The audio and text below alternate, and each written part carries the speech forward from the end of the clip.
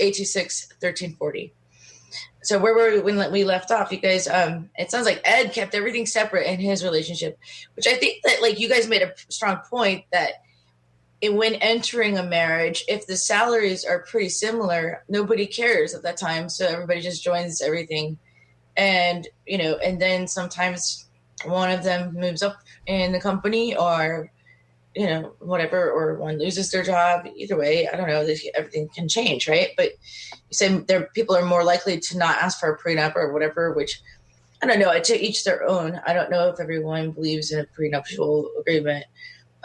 Some people think it's like almost karma, like you sign one of those, you're just kind of expecting to fail, or I don't know. No, I mean, if you say to her, do you mind signing a prenup? She can go, damn, how much money do you have? And I think that throws a red flag right there. So, I'm not sure I want to get into that boat. Well, wait a minute. She would have had already accepted without thinking you made money, and then I know, but you're dating, and even if you're living together, how long before you show your bank account? I mean, that doesn't usually come up at the dinner table. Can I see your checkbook? I think when it gets serious and you start talking, you did just age yourself, but checkbook. You guys are both saying back in the days, I'm kind of old school. But I still write checks. We write checks, but I don't know. A lot of us have apps. Okay, on our so phone. Balancing your checkbook. Okay. Can I see your bank statement online? Is that more hip? Yes. Okay. Yeah, Here. pretty much. Yeah, but I don't think that counts. And plus the age factor. And if I was 20, 25 when I was doing it, maybe that wouldn't have been a thing to keep them separate. But, I was, well into my 40s when I first got married. So to me, I'd gotten the part, the point that I was at. And, I wasn't going to find somebody and then, get financially ruined by somebody. Not that I'm saying that would have happened, but, I just had my ways and it just seemed to work. It just seemed to work. But, like you said that the mutual account, that might have been a good idea. You know why? Because you can keep track of it. You can keep track because if the bad thing does go to court, you can actually see, this is the account. I put this in, she put that in, and then we paid this out of it. So I wish. Well, no, I don't want to go back there. But I'm just saying that would have made things even more easy when you get before the judge. Yep. Yeah. And that's the whole idea, and that's what we're doing, and it goes all the way back. And again, not that we're wishing anybody goes through anything like that, but that's the dialogue that I'm having. Again, primarily with younger clients, just asking the question, okay, guys, then what's the plan? What's the plan? Again, not saying that, you guys are going to end up in divorce. But, and that's, that's kind of one of the downsides of my job is I'm the guy that kind of has to have, those difficult dialogues with folks. I have to look across the table at a couple or a family and say, okay, well, what happens if Ed gets hit by the bus? What happens? Those are tough dialogues that nobody likes to talk about. But the idea is we're putting the plan in place. And, so the dialogue goes, okay, Ed, and, Tiffany, we make sure we have a large life insurance policy, right? Yeah, exactly. But and it's not a difficult dialogue to have between those couples. I mean, the question is, just allow me to use you two as the examples. Like, okay, Ed, share with me your views on how you'd like you and Tiffany to handle the finances. And then ask the same question of Tiffany. Tiffany, how do you view you two, if and when you get married, how do you see you viewing the marital asset, the marital family fund? And it kind of gets it on the table right there, so there's no surprises. And then it becomes part of the plan of how we're going to move forever forward financially together. You take all that fear and all that apprehension of, well, I don't want to be giving her all my money, or I'm not, I make twice as much as him. Does he think I'm going to be buying him a new car? Once we talk about it and we get it out and we kind of talk about that stuff that we're afraid of, and that's true of anything. But what's the point of marriage then if you're not supposed to share your whole life with somebody, right? Well, but you still are. You still are. I mean, you're married. I was married. Ed was married. And we did share a life. You're sharing a life.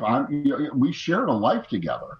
But the problem is, that I'm hearing is we never talked about these underlying issues, be they financial, be they physical, be they spiritual, be they emotional.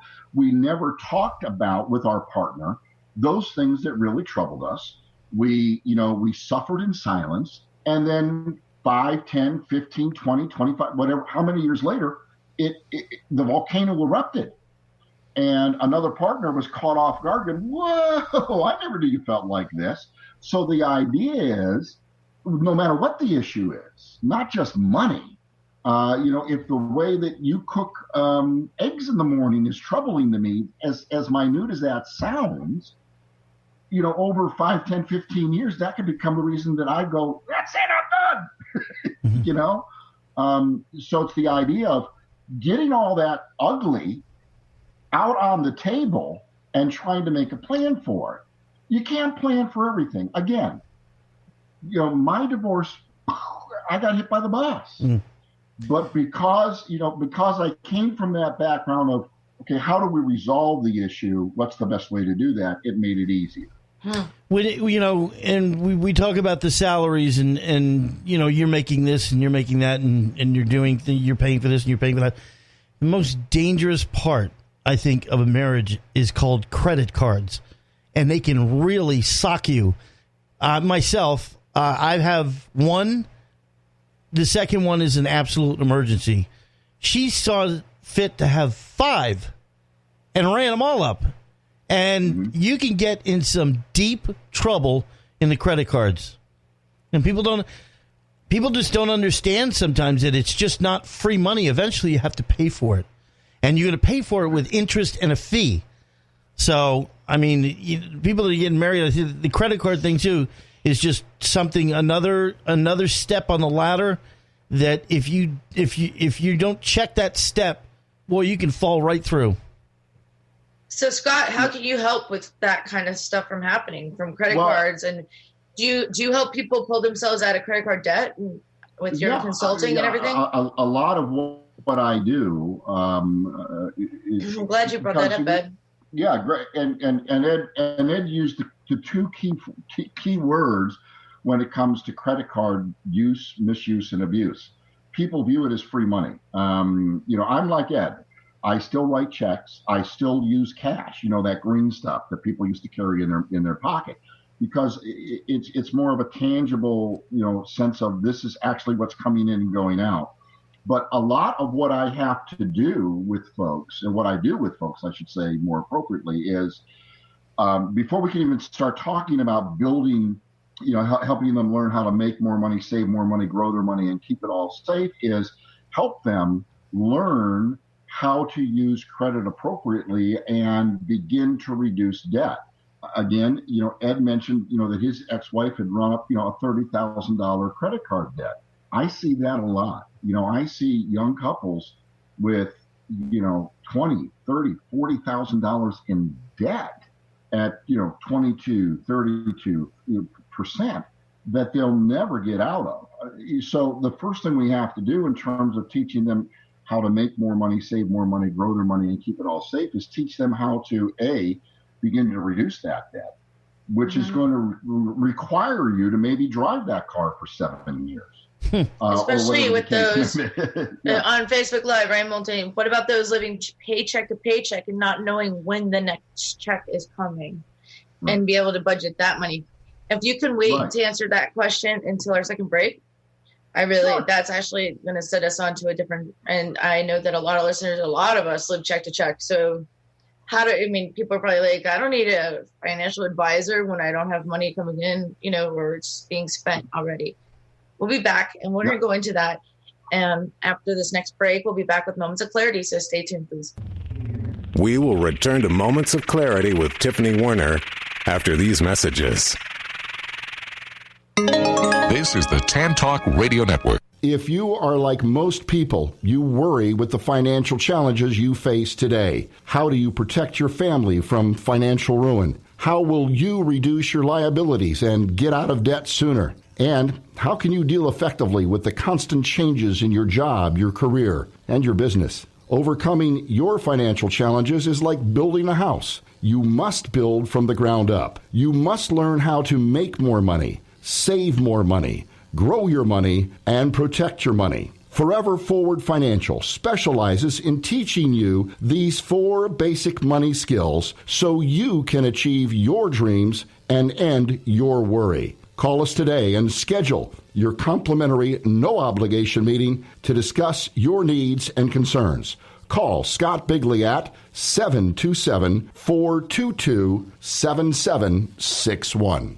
Are you looking for a great book? If you like to root for the underdog, Joe Potosi's book is a book for you. A real American Odyssey that will grab your attention with its fast-moving narrative. You won't be able to put this masterpiece down. When the Dust Settled by Joe Potosi. Go to Amazon, Barnes & Noble, or Zulin Press. Hi, this is Tiffany Warner, your host of Moments of Clarity. Living with a mental health disorder is not easy. If you or someone you know are struggling with this, please know it's so important to seek treatment, and I'm here to help. Please visit the website at momentsofclaritywithtiffany.com to view blog posts and resources on this site to help educate and inspire you to take action, because there's no shame in seeking help for mental health. While you're there, please take a few seconds to sign up for my email list. You'll get some extremely valuable educational and entertaining content that can be sent right to your inbox each week. Plus, you'll also get instant and free access to my guide on managing your anxiety. You can also follow me on Twitter at MOC with Tiffany and at Facebook at Tiffany Warner. And once again, the website is momentsofclaritywithtiffany.com. Thank you so much for your support and for listening to your show, because change can only come when we stand together as one. This is the Tan Talk Radio Network. Now back to Moments of Clarity with Tiffany Warner, licensed mental health counselor. To engage in the conversation, call 866-826-1340. Here's Tiffany. So I was on mute, and thanks for waiting. If Turn yourself back on. What would you do if I just accidentally logged out right now? Well, Ed and I would pick it up without missing a beat. No, I know. Actually, well, you problem. do have Ed there, but that would have been pretty funny. No, that would have been horrible. But welcome back. This is Moments of Clarity, and my name's Tiffany Warner. I'm a licensed mental health counselor. I'm your host. We've got about 11 minutes left, but we're talking about being secure in financial difficulties, and these two dudes right here decided to go back and forth about how to save more money and during a divorce. It's been kind of entertaining watching. Yeah, I mean, no, honestly, you have to play it smart. Everyone should play it smart and get a large life insurance policy on because there's nothing worse. And I'm going to be talking about this on Saturday on Zoom with some ladies that are widows as well. And, I mean, what happens if you're not prepared for that and if that person doesn't have a life insurance policy? So, I mean, I know that Scott had also, for our listeners, as a sponsor of Moments of Clarity, some free giveaway stuff that he offers the listeners of this show is coming up too. But anyway, I want to welcome back to Moments of Clarity, Scott Bigley from Forever Forward Financial. Thank you. And thanks, Ed, for all the stuff that you've shared and everything. You really helped out. My pleasure. Yeah. And since we're running a little short on time, let me jump back to the question that was raised before, about those living paycheck to paycheck, not knowing when the next check's coming. Right. What do we do? Yeah. Well, and how could we use you? Well, and again, that's kind of where I begin with everyone that I work with. The most important thing that I believe that I can help anyone do in terms of making more money, saving more money, growing their money, keeping it all safe, is understand the difference between needs and wants. And one of the things when I put together a plan, and when we put together a plan for our clients, the first thing that we address is making sure that your needs will be met for the rest of your life. That's when the discussion can get interesting. Right, because my needs might be different than yours. So, you're probably going to say health insurance, Exactly. mortgage,